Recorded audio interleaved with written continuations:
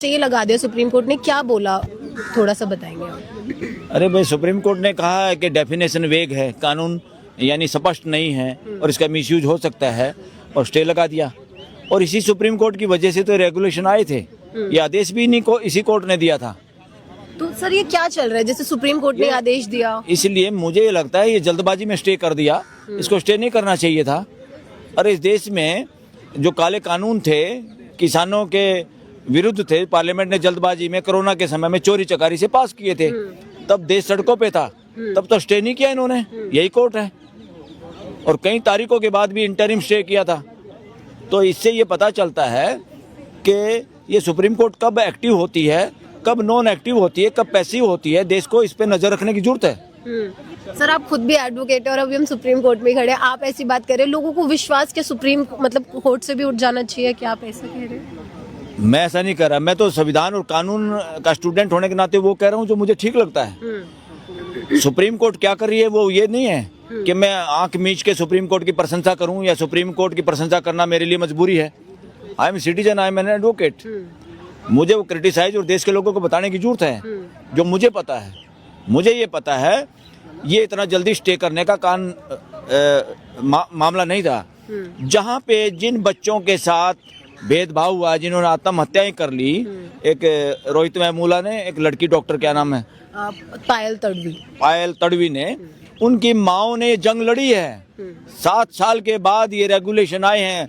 2012 के रेगुलेशन तो पहले से थे, उन्होंने काम नहीं किया, उसके दौरान हत्याएं हुई हैं, बच्चों की आत्महत्याएं हुई हैं, तो इसका मतलब वो बेकार थे ना। तभी तो कोर्ट ने डायरेक्शन दी थी और ये क्रेडिट जाता है जस्टिस रमन्ना को।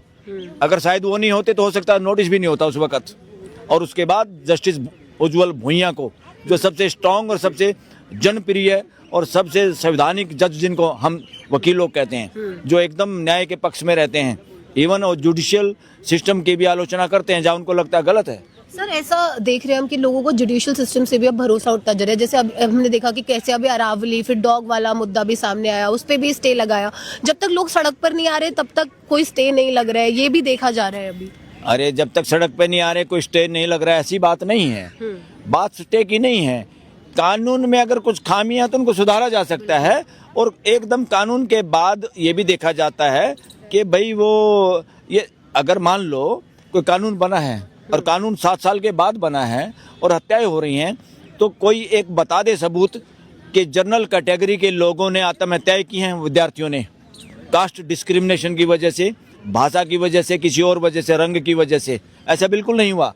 रैगिंग में हुआ था। एक लड़का था टिक्कू, बच्चा था हमारा, वो भी इस देश का बच्चा था, उसके फादर ने बेचारे ने लड़ाई लड़ी, हम सब उसमें साथ थे कि एक एंटी रैगिंग लॉ बना। एक तरह से रैगिंग के खिलाफ सुप्रीम कोर्ट ने गाइडलाइन और अपनी बातें रखी और पूरे देश में वो आज मान्यता है और रैगिंग एक तरह से खत्म हो गई। तो ये कानून भी, ये रेगुलेशन भी सुप्रीम कोर्ट के इंटरवेंशन से ही आए हैं। और सुप्रीम कोर्ट को इतना जल्दी में स्टे करने की जरूरत नहीं थी हड़बड़ाहट में। तो इसका मतलब रहेगा आप किसके प्रेशर में हैं, आपको कौन लोग लगे। इस देश में सबसे खतरनाक वायरस है, कोरोना से भी ज़्यादा खतरनाक परमानेंट, जिसने इस देश को बेड़ा गर्क किया है, वो है वर्णवाद का, मनुवाद का। वो मैं ऐसा क्यों कह रहा हूँ कि हम लोग पूरे 145 करोड़ को, क्या 800 करोड़ को देखना चाहिए कि वी आर ह्यूमन बींग्स। बस पहली बात ये है।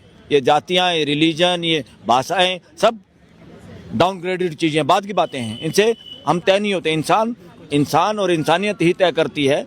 तो उन चीज़ों को लाने के लिए हमारे को 80 साल हो चुके हैं और आज जाके कोई इस तरह का कानून बनता तो उसमें सुप्रीम कोर्ट इतना जल्दी स्टे करती है। सुप्रीम कोर्ट को पता नहीं इस देश में जाति का डिस्क्रिमिनेशन कितना है, कितना बच्चों को नॉन फाउंड सूटेबल लिखा जाता है, उनका जितनी हिस्सेदारी भागीदारी है। रिजर्वेशन नौकरियों के लिए नहीं है, देश को समझना चाहिए। दरअसल ये घर में हिस्सेदारी भागीदारी का नाम है, रिप्रेजेंटेशन का नाम है। क्योंकि घर में भी सबकी बातचीत नहीं सुनी जाएगी, सबकी हिस्सेदारी नहीं होगी, वो घर भी नहीं चला करते। तो देश को चलाना है तो समाज के हर वर्ग से, हमारी जो देश को चलाने की व्यवस्था है जिसको हम एडमिनिस्ट्रेशन कहते हैं, उसमें सब तरह के लोग होने चाहिए। ये मकसद ये है। तो इसको खाली नौकरियों का और उस पर फिर कब्जा जमाने का, ये बिल्कुल गलत धारणाएं हैं। और नौकर लग के ही, नौकर बन के ही आप जिंदगी यापन करेंगे तो बाकी जो देश के लोग हैं जो उत्पादन कर रहे हैं, सर्विसेज कर रहे हैं, प्राइवेट जो काम कर रहे हैं, इसका मतलब वो बेकार हैं क्या? असल जनता तो वही है। ये सिर्फ देश को चलाने के लिए हमें जो कर्मचारियों की, जिन लोगों की जरूरत पड़ती है, उनको आप नौकरी कहते हैं। और उसमें रिप्रेजेंटेशन चाहिए सबका। तो देखिए, कोई सबूत नहीं है कि देश में जनरल कैटेगरी के लोगों के साथ जातीय भेदभाव कोई होता है तो। और हर कानून का, डाउरी एक्ट का, मिसयूज डाउरी एक्ट का भी हुआ, उसमें समाज के हर तबके ने किया, उसमें कोई भी हो, कोई पीछे नहीं था। फिर सुप्रीम कोर्ट ने डायरेक्शन, कुछ गाइडलाइंस करी, वो धीरे धीरे कुछ बातें रखी, वो कम हुआ। और कोर्ट ने ये भी कहा गिरफ्तार करने की जरूरत नहीं है, ऐसे झूठी एप्लीकेशन पे काफ़ी रोकथाम मिली। कानून का दुरुपयोग हमारे ही लोग करते हैं, उसका समाधान है। और हर कानून में कोई भी दुरुपयोग करेगा, झूठी एप्लीकेशन देगा, अभी भी कानून है, उसके खिलाफ सजा का प्रावधान है अभी भी कानून में, दूसरे कानून में जो जनरल लॉ हमारा क्रिमिनल लॉ उसमें है। तो इसमें डरने की, जल्दबाजी करने की जरूरत नहीं थी। सुप्रीम कोर्ट का कहना ये था सर कि यूजीसी में जो रेगुलेशंस आए उसमें अगर आप कंप्लेंट भी फाइल करते हो और आप मान लीजिए फॉल्स एलिगेशन लगाया है हम पे, तो वो प्रूफ भी अगर हो जाए तब भी माफ कर दिया जाएगा सामने वाले को, ये रेगुलेशन में था। इसलिए लोग डरे हुए थे, इसलिए लोगों ने प्रोटेस्ट किया। लोग नहीं, किसको माफ कर दिया जाएगा? जैसे फॉल्स एलिगेशन जिसने लगाया उसको कोई सजा भी नहीं। नहीं, अरे उसको वो सजा ना करें, उसको आप जनरल कानून में सजा कर सकते हैं। आज भी किसी के खिलाफ कोई झूठी एप्लीकेशन देता है, वो पुलिस ये जांच ले या आप साबित कर दें झूठी है, उसके खिलाफ कार्रवाई होती है, सजा का प्रावधान है भाई। कानून में उसके खिलाफ एफआईआर दर्ज हो सकती है, उसको सजा हो सकती है। किसी ने कह दिया? नहीं, कानून में है, लेकिन जो यूजीसी के नए रेगुलेशंस है उसमें नहीं। इसमें तो किसी में भी नहीं। इसमें तो इतने सारे कानून है देश में, यूएपी है, पीएमएल है, जितने स्ट्रॉन्ग कानून है, उसमें भी नहीं है। तो उसके लिए मांग नहीं की इन्होंने किसी ने।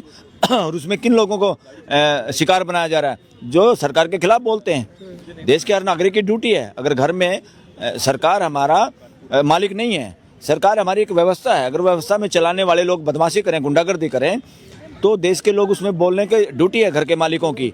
वो बोलते हैं तो उनको टारगेट किया जाता है। किसी पे यूएपीए लगा, पीएमएलए, किसी पे छापा, इनकम टैक्स। क्या हो रहा है? दिखाई नहीं दे रहा सुप्रीम कोर्ट को। और यही सुप्रीम कोर्ट जिसको आज लोकपाल बनाया, जिस जज को, उसी ने पीएमएलए कानून को और स्ट्रॉन्ग और खतरनाक बनाया था। उसको रिवार्ड में क्या मिला हुआ है? वो आजकल लोकपाल है। लोकपाल जो लोगों के हितों की पालना करने वाला लोकपाल होता है, वो सरकार की पालना करने वाला लोकपाल बना बैठे हैं। अच्छा सर, अभी जो हमने बात किया यूजीसी की रेगुलेशन की, 19 मई को अब अगली सुनवाई है। आपको क्या लगता है क्या होगा अगली सुनवाई में? अगली सुनवाई में क्या वो रिस्पॉन्स मांगा है सरकार का, कि सरकार का क्या रिस्पॉन्स है? इसलिए तो इसे साबित होता है कि देश के अंदर गरीब लोग, मजदूर लोग ये सड़कों पे आके, जैसे 800 किसानों की मौत भी हो गई थी, तब उतनी सेंसिटिव सुप्रीम कोर्ट नहीं दिखाई दी जितनी आज दिखाई दी। ये डिस्क्रिमिनेशन है, ये जुडिशियल डिस्क्रिमिनेशन देश में हो रहा है, इससे साबित होता है। ऐसा क्यों? मतलब जब 800 किसान की शहादत हुई तब तो सुप्रीम कोर्ट या सरकार सामने इतनी जल्दी नहीं आई, 1.5 साल बाद वो यस तो ये लोग नहीं मरते, इतने दिन धरना नहीं देना पड़ता। सुप्रीम कोर्ट तो इतनी सेंसिटिव नहीं थी।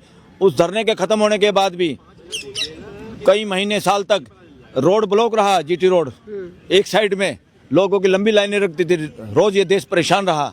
इसके लिए जिम्मेदार कौन है? मैं इसके लिए जिम्मेदार जुडिशियल सिस्टम को ठहराता हूँ, सुप्रीम कोर्ट को ठहराता हूँ, हाई कोर्ट्स को ठहराता हूँ, जो सेंसिटिव नहीं है। लोग ये कहते हैं, वकील ये कहते हैं, जितना सरकार के प्रति सेंसिटिव है हमारी कोर्टें, उतनी देश की जनता के प्रति होती तो देश की दिशा और दशा कुछ और होती। जी। लेकिन सर ये डिस्क्रिमिनेशन क्यों? आपने भी डिस्क्रिमिनेशन की बात की। अरे डिस्क्रिमिनेशन क्या है? इसको लोग अब कह रहे हैं जुडिशियल डिस्क्रिमिनेशन। ये क्यों है? लोग यहाँ तक कह रहे हैं कि हाई कोर्ट और सुप्रीम कोर्ट में जो लोग हैं जजों के रूप में, वो उसी समाज से आते हैं जिस समाज के लोग SC ST OBC और माइनॉरिटी के साथ डिस्क्रिमिनेशन कर रहे हैं। इसलिए इन चीज़ों को उस एंगल से भी देखने की जरूरत है।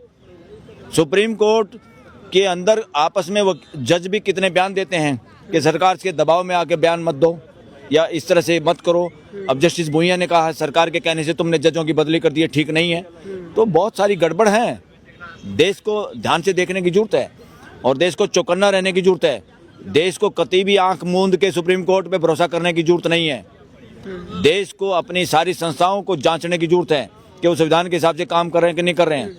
तो इसीलिए देश मालिक की हैसियत से देश के 145 करोड़ लोगों की ड्यूटी है कि वो नुलाई गुडाई, जिस तरह खरपतवार दूर करते हैं खेत से, इसी तरह से खरपतवार चाहे वो कॉन्स्टिट्यूशनल अथॉरिटीज या इंस्टीट्यूशन में है, उसको भी दूर करने का काम जनता को अपने ऊपर लेना होगा। धन्यवाद हमसे बात करने के लिए। हमारे साथ बलराज मलिक थे, जिन्होंने बताया कि अब सुप्रीम कोर्ट के भरोसे भी बैठने की जरूरत नहीं है आम जनता को। आपने सुना उनका क्या कहना था।